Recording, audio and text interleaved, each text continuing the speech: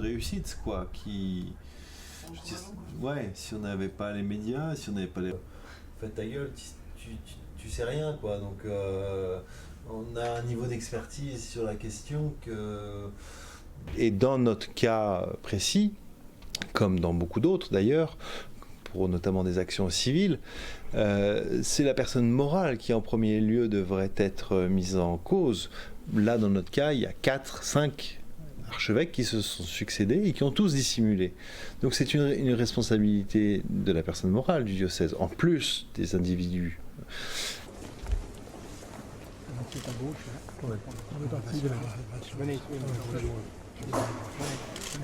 Monseigneur Barbarin, dans quel état d'esprit vous êtes? Vous êtes serein? Comment vous sentez-vous, Monseigneur Barbarin? Venez. Merci l'avocat. Attendez là.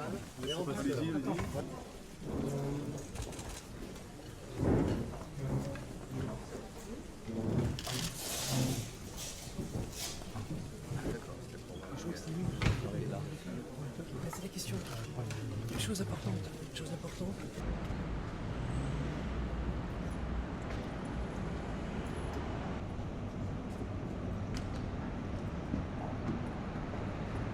Je n'ai pas de déception, mais je dirais même plus loin, on ira dans le débat judiciaire, et si on doit aller en cour de cassation et devant la CEDH, ce sera dans l'intérêt du débat judiciaire, et ça ne permettra que d'éclaircir encore un peu plus les choses, si c'est nécessaire pour certains.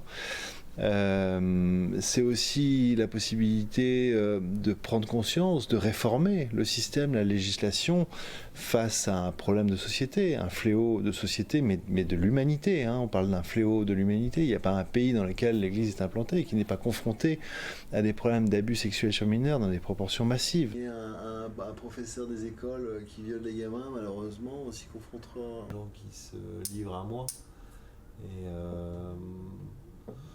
Et plus vous allez remettre les choses, les challenger, quoi. Les décisions, ça fonctionne bien. Mais en fait, l'issue du procès là, ce qui va se passer, va avoir un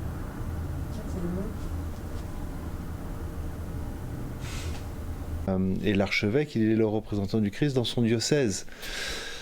Voilà, le Christ n'a pas fait appel quand il a été crucifié sur la croix, et il a accepté, je veux dire, enfin c'est le message de l'Évangile, je n'invente rien, donc effectivement ça rentre en confrontation directe avec l'Évangile, et donc qu'est-ce que cet homme-là a compris de l'Évangile qu'il diffuse depuis maintenant un certain nombre d'années. Donc tout ça interroge sur la cohérence, en fait, du système et de la réflexion catholique. Voilà, et ça met bien en évidence les innombrables réformes que l'Église doit faire pour se réadapter, en fait, pour être en cohérence avec la société. En fait, c'est un truc qui est inscrit dans nos gènes aussi, ce qui est plus profond, quoi.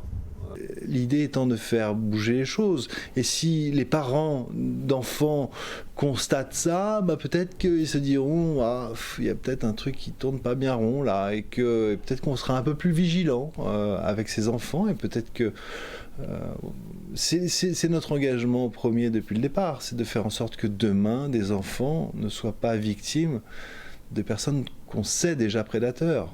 La pédophilie, il y en a toujours eu, il y en aura toujours, et c'est atroce, mais c'est les travers de notre société.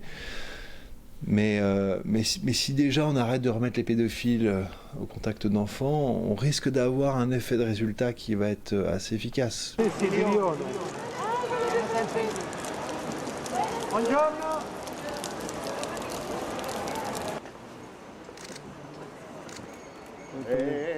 Bonjour. Bonjour.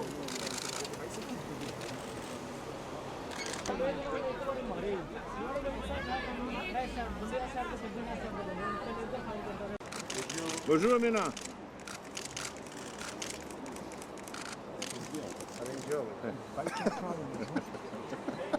Essa mulher,